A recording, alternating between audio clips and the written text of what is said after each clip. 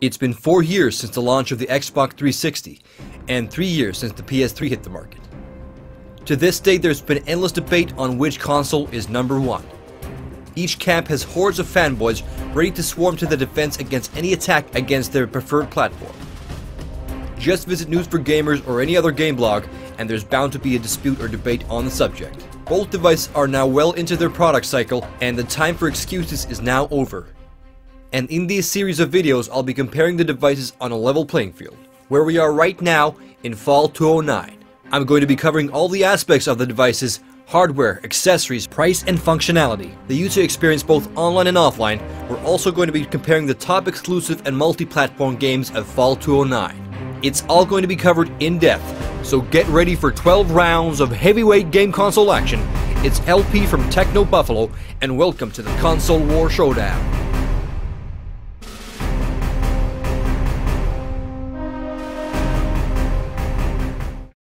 So, we're going to start off this matchup with a thorough analysis and comparison of the controllers. After all, the controllers are the physical extensions that connect the machine to the man in a sense. Wow, that was deep. Anyway, game controllers have evolved quite a lot in the past 30 years, and I remember being amazed by the 8-bit Nintendo controller after having used the clunky Atari 2600 joysticks. I also remember going to school and the teachers asking me what happened to my hands after I had band-aids on my thumbs. Well, I'll tell you what happened. Super Mario Bros. Metroid happened. The concave, relatively sharp-edged buttons on the 8-bit controller really brought the gaming community together, almost like a gang sign that appeared in the form of blisters on your thumbs.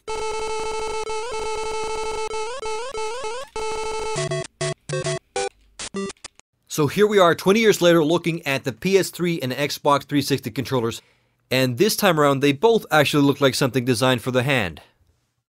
So which is the better controller? The first DualShock is widely considered as the benchmark for modern controllers. 2 analog sticks, triggers for your index fingers, and rumble support. Pretty much every controller made after the DualShock has taken some aspects from its design.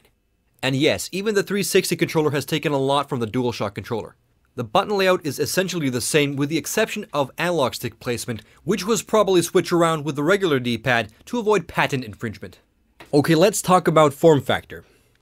So here they are side by side, and the 360 controller is obviously a lot bulkier, and it's also quite a lot heavier than the PS3 controller. When we take a closer look at the controllers, we notice that the PS3 controller has a smooth surface, while the 360 controller has a fine texture to it. I've been using a DualShock controller since the original PlayStation days. The first DualShock was a nice fit in the hand back in the day, and the DualShock 3 also feels decent in the hand now. But after having the Xbox 360 controller in my hands, I have to admit that the DualShock 3 feels a bit tiny in the hand. The Xbox 360 controller is a snug fit in the hand, and it really feels like something made for an adult. Microsoft has definitely had some top ergonomics engineers working on the controller. It's large enough to support your entire fingers, and it truly feels comfortable.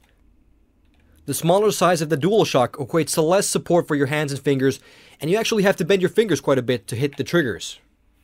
Pressing the triggers on the 360 controller feels a lot more natural. Even though the DualShocks have always proven successful, I would have liked to seen Sony make some bigger alterations ergonomically to the DualShock 3. Apparently the development budget was put into the 6-axis motion controls that really haven't gone beyond the novelty factor, and admittedly very few games take good use of the motion controls. I think it would have served Sony much better if the money invested in copying Nintendo would have been put in actually improving the form factor of the controller itself. But the 360 controller isn't perfect either. I have to mention I've been getting some pretty weird symptoms after using the controllers. I've been experiencing some numbness in my middle finger, and I figure that it's caused by the ridge under the back triggers that are pressed pretty intensely against some of the nerves on the joints of my fingers. Even though it may have given me an excuse to flip you guys the finger, I'm pretty serious about this. My finger's been numb for a week now, and I could probably stick a needle in there and not feel a thing. I can't be alone on this. Anyways, despite losing sensation in my middle finger, ergonomics-wise, the points go to the 360 controller. Okay, let's check out the build quality. As you can probably hear, the PS3 controller is a bit squeaky when a lot of force is put into it.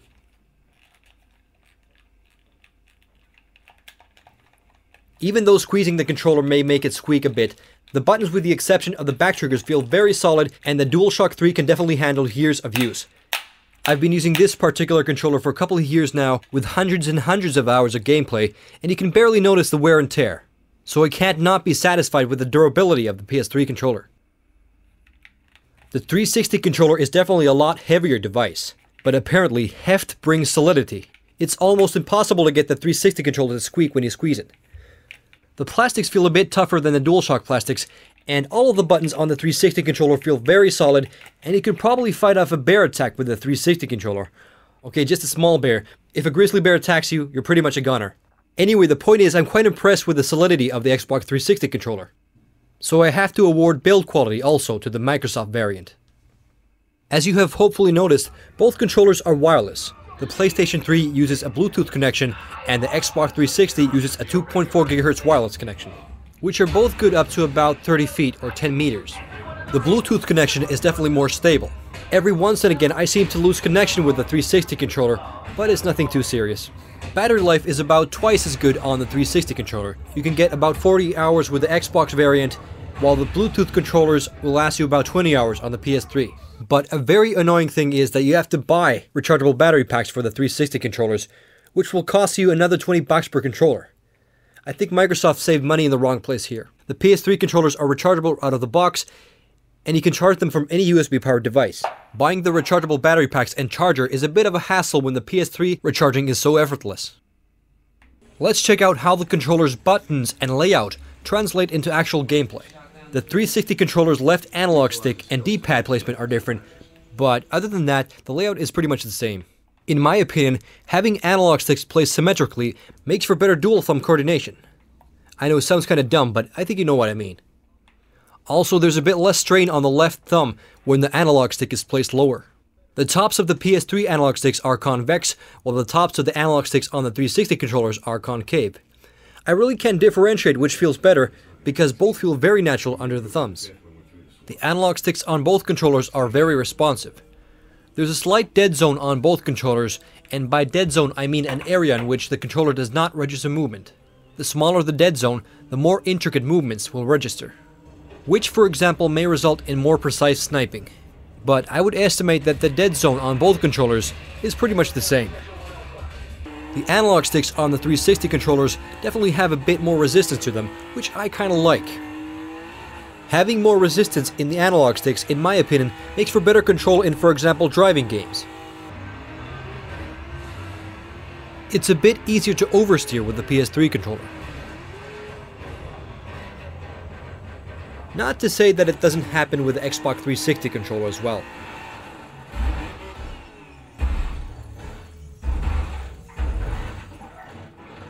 I need to get me one of them Logitech G27 racing wheels, which actually cost more than my current car.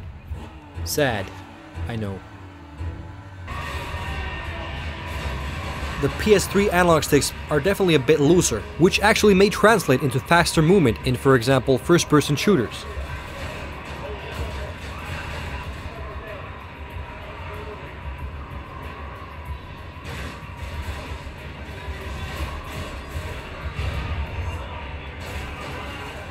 Possibly the biggest weakness of the 360 controller is definitely the regular D-pad. In my opinion, it pretty much sucks. You notice this immediately when navigating the dashboard or typing text. It's simply put not very accurate. It's too easy to accidentally hit the upper left when you're simply trying to press up. It really doesn't work too great in Xbox arcade games where it's actually most needed.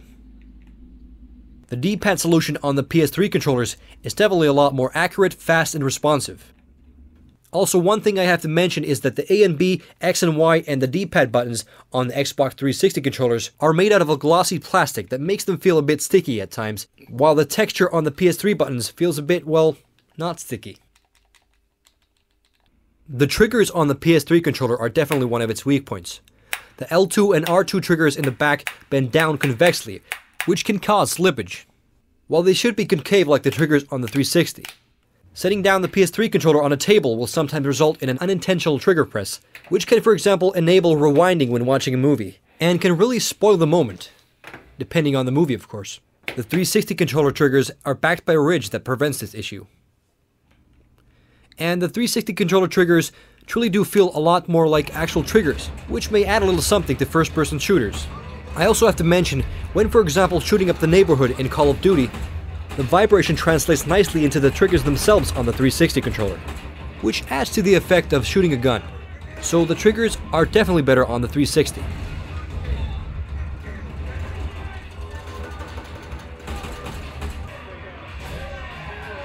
I have to admit that I enjoy both controllers immensely. They're both in a sense damn good, but there are pros and cons on both controllers, and it'd serve Sony and Microsoft well if they got these controllers to mate to create something of a hybrid of the two. And here's what it might look like.